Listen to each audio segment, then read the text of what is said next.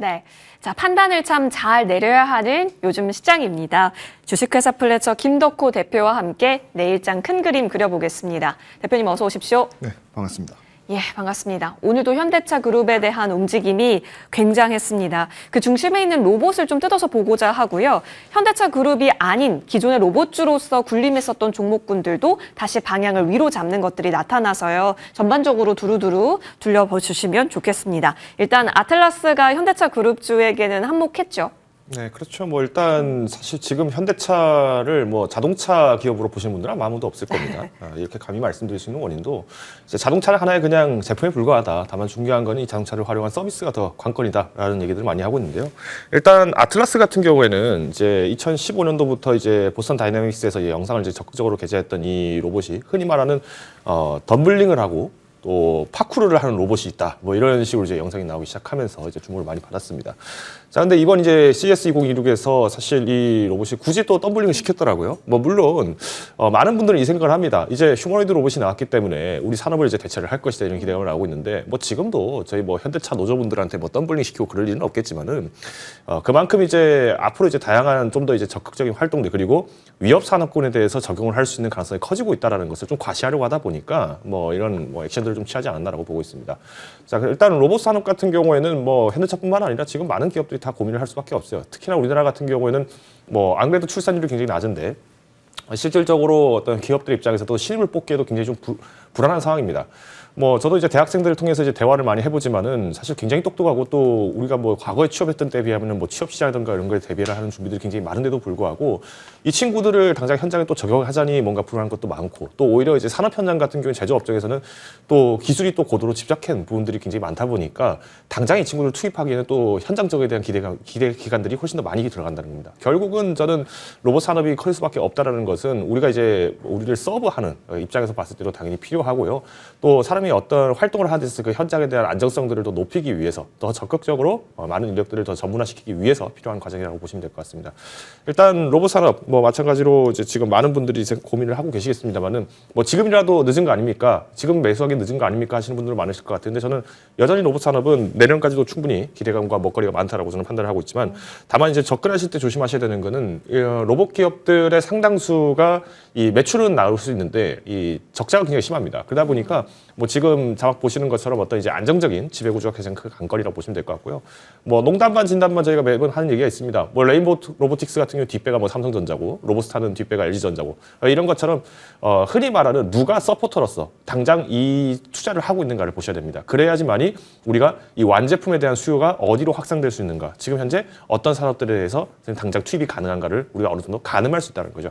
자, 그래서 일단 로봇 산업 같은 경우에는 이제 투자를 하실 때 지금은 이제 완제품 쪽이 좀 강세가 가다가 비로소 한 이틀 전부터 해서 다시 이제 부품주 대표적으로 이제 뭐 KH바텍과 같은 기업들이 지금 주가가 지금 급등을 하고 있습니다. 네. 근데 저는 이런 순환매는 여전히 유효하다고 보고 있습니다만은 아직까지 내가 좀 어떤 순환매는 특히 이제 부품주 같은 경우에는 이제 대형 기업들의 어떤 러브콜이 오기 전까지는 좀 눌림목 있는 경우가 굉장히 많기 때문에 뭐 이렌시스라든가 뭐 KH바텍 이런 기업들은 좀 단기적으로 급등이 나왔을 때는 좀 차익 실현을 하셨다가 또 오히려 조정기가 좀 깊게 나왔을 때 한 6개월에서 한 7개월 정도 조정기가 나왔을 때 그때 한번 또 주목해 보시는 게 어떻겠냐 말씀을 드리겠습니다. 네, 조정기 때 적극적으로 담아야 할 로봇주는 지금 좀 많이 올라와 있는 로봇주일 수도 있겠네요. 자, 그렇다면 로봇주 내에서 압축해 보겠습니다. 뒷배가 확실한 쪽으로서도 아까 전에 하나 힌트를 주셨는데 엔젤 로보틱스 이쪽도 LG가 뒤에 있는 종목이기도 하죠. 여기에 네이버까지 로봇주로서의 모멘텀 같이 챙겨볼 수 있다고요? 네, 사실 엔젤 로보틱스는 뭐 이제 뒷배가 아까 말씀하신 것처럼 LG전자가 뭐 뒤에 있기 때문에 든든하다 네. 뭐 이렇게 얘기하시는 분들이 계실 것 같은데 뭐 가전은 LG다 뭐 이런 얘기를 많이 했었죠. 근데 이제 엔젤 로보틱스의 저는 가능성을 굉장히 높게 보는 것 중 하나가 이 MECB라고 하는 이 엔젤 메디에서 지금 수출을 하고 있는 이 제품입니다. 이 제품이 지금 이제 아세안 3국에 대해서 지금 의료 인증을 지금 받은 상태예요. 그래서 오히려 해외 매출을 좀 더 적극적으로 만들 수 있지 않겠느냐는 기대감들이 나오고 있는데 우리가 흔히 말하는 웨어러블 로봇입니다. 그리고 보행을 돕는 로봇이에요. 사실 이게 뭐 지금 뭐 연세가 좀 있으시거나 아니면은 뭐 사고로 인해서 뭐 하지를 이제 제대로 좀 다루기 어려우신 분들을 위해서라면은 이런 제품들이 굉장히 이제 커질 수밖에 없는데 적극적으로 도입을 하려고 지금 시도를 하고 있는 곳이 바로 이 베트남, 태국 그리고 말레이시아입니다. 그래서 오히려 이런 데이터들을 좀 더 접목을 했을 때면은 이제 산업군에도 직접적으로 적용할 가능성이 굉장히 커질 수 있다라고 저는 기대를 하고 있고요. 더 나아가서 우리가 이제 현재 군에서도 사실은 우리가 엑소수트, 그러니까 우리가 외골격으로 입을 수 있는, 그러니까 상대적으로 물리적인 힘을 좁힐 수 있는 어떤 이제 제품들을 좀 기대를 많이 하고 있습니다. 엔젤 로보틱스는 과거에 LG 넥슨과도 이런 협업 관계를 맺은 바가 있었기 때문에 저는 이제 중장기적으로 보더라도 우리가 이제 뭐 의료 부분이라든가 특히 이제 지금 우리나라에서 가장 문제가 되는 게 의료 복지 얘기가 많이 나오잖아요. 여기에 이제 엔젤 로보틱스가 가져갈 수 있는 부분들 그리고 이제 뭐 군사적인 목적까지 좀 확대를 해볼 수 있지 않겠는가 감히 좀 말씀을 드리겠습니다. 두 번째는 이제 네이버입니다. 네. 네이버는 사실 뭐 언제 말씀을 드려도 뭐 아쉽지 않다라고 하는데 이 AI 로봇 클라우드 시스템을 계속 확장을 하고 있어요. 그래서 자사 내에서도 활용하고 있는 뭐 루키2와 같은 제품들을 연계를 시켜서 이제는 해외 수출까지 노려보고 있기 때문에 네이버 역시도 이제는 피지컬 AI까지 좀 더 직접적인 매출을 만들 수 있는 기회가 오고 있다 말씀을 드리겠습니다. 네, 네이버도 힘내보기를 최근에 다시 또 방향을 위쪽으로 가고 있네요. 챙겨보겠습니다. 자, 양대 시장 마무리 국면입니다. 코스피는 플러스를 또 만들면서 4,692선까지 올라왔습니다. 반면 코스닥은 일부 제약바이오 종목주의 움직임이 좀 부진했죠. 이 가운데 950선 하회한 자리에서 거래 마칠 것으로 보이고 있습니다. 오늘 전반적으로 고생 많이 하셨습니다.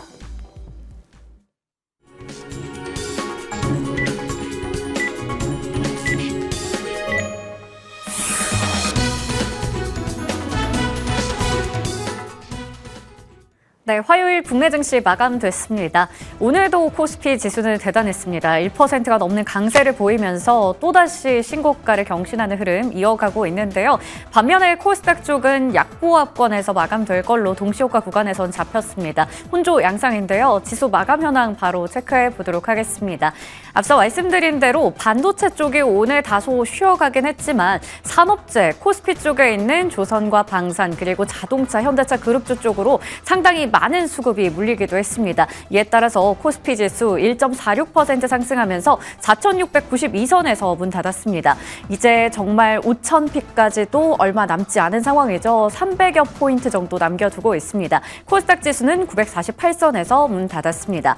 오늘 환율이 5원 30전 올랐습니다. 매일같이 올라가고 있습니다. 1,470원도 이제 훌쩍 넘어선 상황이기 때문에 상당히 좀 경계감이 짙어지고 있는 상황인데요. 바로 수급으로 확인해 보겠습니다. 환율이 이렇게 계속 올라가는 상황에서 외국인들의 이탈도 좀 가속화되고 있습니다. 거래소에서 외국인들 4천억 원 넘게 팔았고요. 기관이 그래도 금융투자 중심으로 오늘 많이 담았습니다. 8,500억 원 이상 매수세, 반면에 개인들이 오늘 6천억 원 넘게 팔았습니다. 이어서 코스닥 시장도 체크해 보겠습니다. 마찬가지로 외국인과 기관이 어제 이 시간처럼 메이저 주체 모두 다 매도 우위를 보였습니다. 각각 1,400억 원, 1,700억 원 이상 팔았습니다. 개인만이 홀로 매수 우위를 보여줬습니다. 이어서 시가총액 상위주의 움직임 머니맵으로 훑어보도록 하겠습니다. 우선 빨간불이 강하게 들어와 있는데요.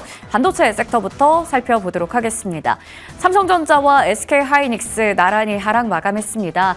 삼성전자도 1% 가까이, SK하이닉스는 1% 이상 밀렸고요. 한미 반도체나 리노공업, DB하이텍, 이수페타시스 같은 종목들은 모두 다 빨간불을 켜면서 끝났습니다. LG전자와 삼성전기까지 오늘 다 빨간불을 켜면서 마무리됐습니다. JP모건 헬스케어 컨퍼런스 개막 이후에 바이오텍 쪽에서는 차익 실현 매물이 좀 나오고 있는 상황인데요. 그래도 삼성바이오로직스가 신고가 경신했고요. 알테오젠 오늘도 강세를 보여줬습니다. 셀트리온도 3%가 넘게 올라가면서 끝났고요. ABL 바이오, SK 바이오팜, 리가캠 바이오 같은 종목들 많이 오늘 내려가면서 끝났습니다. 한미 약품이 10%대 급락으로 오늘 마무리 지었습니다. 앞서 말씀드린 대로 반도체 투톱이 다소 쉬어가긴 했지만 산업재 쪽으로 자금이 많이 몰렸다라고 했는데요. 조선해운과 우주항공 방산 쪽이 좋았습니다. HT 현대중공업과 한화오션, HT 한국조선해양, 삼성중공업까지 모두 다 강세였는데요. 그 안에서도 7% 가까이 오름세 보여줬고요. 한화에어로스페이스, 한화시스템 신고가 경신한 종목들입니다. 각각 6%대, 14%대 급등세가 확인되고 있습니다. 현대로템도 6% 넘게 오름세 보여줬고요. 자동차 쪽에서는 오랜만에 또 기아도 반등했습니다. 5% 정도 올라갔고요. 현대차 계속해서 계속해서 목표 주가 상향 리포트가 나오는 가운데 이제 60만 원까지 거론되고 있습니다. 오늘 두 자릿수 급등세로 마무리 지었고요. 현대차 그룹의 계열사들도 함께 주목받고 있습니다. 현대모비스, 현대글로비스까지 오름세인데요. 오늘 현대모비스도 두 자릿수 급등세 확인되고 있습니다. 오늘 철강 쪽도 분위기가 좋았습니다. 포스코홀딩스도 신고가 경신했고요. 유틸리티 쪽에서도 한국전력이 9%가 넘는 강세를 보여줬습니다. 2차전지 쪽도 체크해 보시죠. 이번 주 들어서 분위기가 좀 반전되고 있습니다. 중국 쪽에서 탄산 리튬, 수산화 리튬의 반등세도 확인되고 있고요. 무엇보다 지난주에 많이 빠졌던 탓인지 이제 저가 매수에 대한 이야기도 많이 나오죠. 오늘 삼성 SDI도 8% 가까이 오름세 보여줬습니다. 로봇에 대한 모멘텀도 여전한 걸까요? SPG도 오늘 두 자릿수 급등세였고요. T로보틱스, 레인보우 로보틱스, 굵직한 종목들도 강세를 보여줬습니다. 게임 안에서는 NC소프트가 두 자릿수 급등세 확인됐습니다. 이어서 거래량과 거래대금 상위 종목 훑어보겠습니다.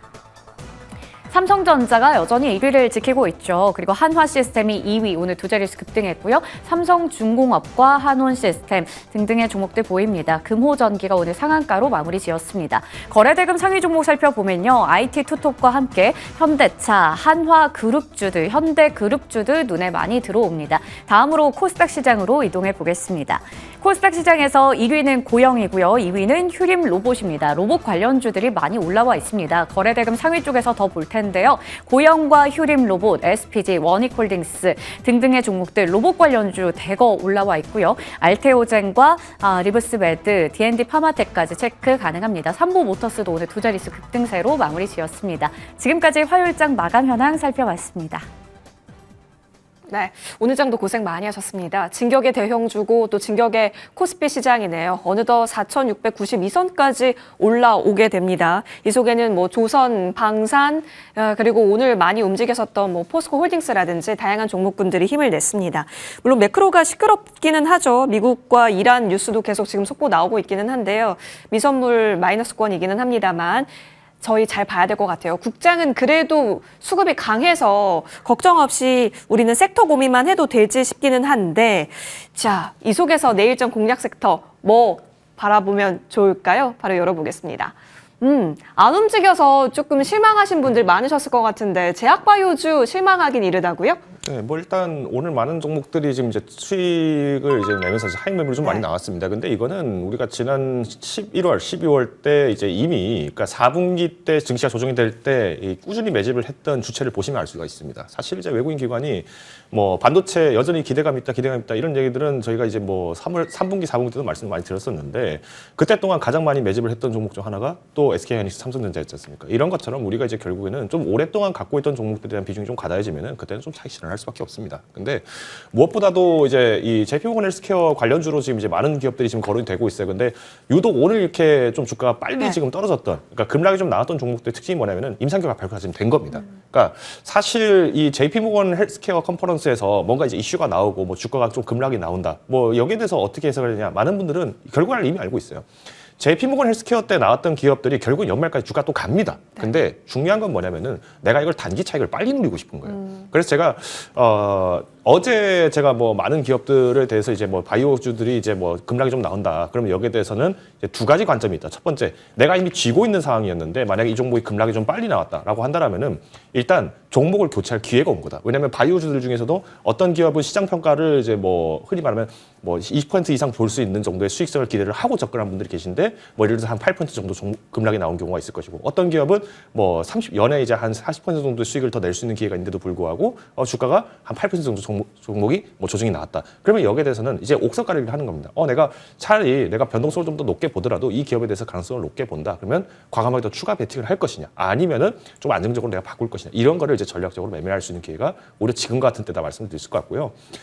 지금 이제 미국 생물보안법이 이제 통과가 이미 됐죠. 그래서 생물보안법에 통과가 되면서 여기에 따라서 뭐 기존에 뭐 우시바이오라든가 뭐 이런 기업들이 좀 이제 포함이 돼서 견제될 줄 알았는데 뭐 우시앱텍이라든가 이런 기업들과 좀 협력을 하는 기업들이 많이 있습니다. 뭐 D&D 파마텍이 이제 대표적인데 뭐 저는 여기서 이제 접근을 하실 때 주의하셔야 되는 거는 일단 첫 번째 중국 기업과 협업을 했다고 해서 무조건 축출되냐, 그건 아닙니다. 그런데 지금 연례적으로 이제 미국에서 이 국방수권법과 연결해서 발표를 하는 1260H라고 하는 이 조항 안에 들어가 있는 기업들 같은 경우는 좀 대비를 할 필요 정도는 있다라고 좀 말씀드릴 수 있을 것 같고요. 더불어서 이제 생물보안법이 통과가 됐다라면 우리나라 같은 경우에는 지금 이제 약가이나 관련 정책에서 또 기회를 벌 가능성이 굉장히 높습니다. 미국 기업들이 미국 내에서 싸게 팔아야 된다라면은 상대적으로 이익이 손실이 나게 됩니다. 그럼 이 손익을 어디다 채우겠습니까? 해외 수출의 제품들에 대해서 마찬가지로 가격을 올릴 가능성이 큽니다. 그러면 오히려 우리나라 기업 같은 경우에는 상대적으로 미국 제약 기업들의 제품들이 대비했을 때 저가로 또 가져갈 수 있는 메리트가 있기 때문에 뭐 CDMO주라든가 아니면은 뭐 경쟁사 대비 효용이 굉장히 높았던 제품군들을 중점으로 해서 한번 종목을 접근해 보시면 좋을 것 같습니다. CDMO 키워드도 눈에 띄고 사실 제약바이오를 바라볼 때 정말 많은 갈래들이 있습니다. 비만도 있고 또 테크도 있고 한데요. 그 가운데 탑픽을 어디서 챙겨와 주셨을지 궁금해지네요. 종목 열어보겠습니다. 한미약품 오늘 두 자릿수대 낙폭을 좀 보였는데 오히려 기회다라고 바라보시는 거예요? 그렇죠. 일단 JP모건 헬스케어 컨퍼런스 지금 가장 이슈가 되고 있는 키워드 중 하나가 바로 비만 치료제입니다. 예. 한미약품 같은 경우에는 뭐 일제도 제가 뭐 말씀드렸지만은 비만 치료제 3종에 대해서 지금 이슈가 이미 작년 유럽 당뇨학회 때도 이미 지금 이슈가 많이 됐었고요. 특히 3분기 실적 같은 경우에는 엔서퀴다에 대해서 이제 지금 선취금을 또 일부 받으면서 또 자연스럽게 영업이익을 좀 잘 만들어 나가고 있는 상황입니다. 저는 일단 차세대 면역 항암제 관련해서도 지금 이슈가 나오고 있는데 이것도 지금 여전히 유효하다고 지금 판단을 하고 있어요. 그래서 지금 한미약품이 지금 하고 있는 사업들이 굉장히 많습니다. 근데 다만 지금 시장에서는 이 비만 치료제 이슈에 조금 더 집중을 좀 빨리 하고 있는 상황이고요. 이 면역 항암제 같은 경우도 오늘 이제 임상 1상 결과를 이제 발표를 하게 되면서 좀 단기적인 급락이 나온 거기 때문에 저는 급락이라는 개념을 이제 가격에 대한 조정 그리고 기존에 이제 많은 물량을 갖고 있던 기관들이 좀 일부 물량을 소화를 하는 과정에서 나온 물량이다라고 보시면 될 것 같습니다. 바이오 플랜트 관련해서도 이슈가 있습니다. 평택 바이오 플랜트 같은 경우에도 이제 미생물 배양 시설이 이제 아시아 내에서 가장 큰 규모를 갖고 있다는 것이 지금 강점인데 여전히 신규 고객을 모집하는 게 관건이다 보니까 아직까지는 조금 주목을 못 받고 있어요. 그렇지만 저는 지금 유럽에서도 계속 이제 학회에서 계속 좋은 모습들을 보이고 네. 있다는 점에서 긍정적으로 보고 있기 때문에 저는 연중 목표가 55만 원까지는 뭐 한 번 더 탄력을 얻지 않겠는가 보고 있습니다. 손절가 같은 경우는 제가 어제 다른 방송에서는 제가 43만 원 선이 왔을 때는 손절을 해야 될 필요가 있다라고 얘기를 드렸는데 그 내용은 아까 제가 제약 부분 말씀드리면 섹터 얘기 드리면서 꼭 이 한미약품이 아니라 다른 종목으로 만약에 좀 더 승부수를 보겠다 하시는 분들을 위한 기술적인 각이라고 말씀드렸는데요. 만약에 이제 한미약품으로 끝까지 한 번 더 추가를 해보겠습니다라고 하신다라면은 저는 내일 장에서 한번 네. 추가 매수하셔서 손절가 38만 원 선까지 대응해 보시는 것을 권고를 드리겠습니다. 보유하신 분들은 추매까지도 열어놓고 대응 관점 가져봅니다. 금호석유화학도 1월 6일 언급 주셨는데요. 일봉상 분위기가 좋습니다. 꾸준히 저희도 추적해 보겠습니다. 이어지는 머니투데이 방송과 함께 내일장 전략도 잘 챙겨보시죠. 고맙습니다.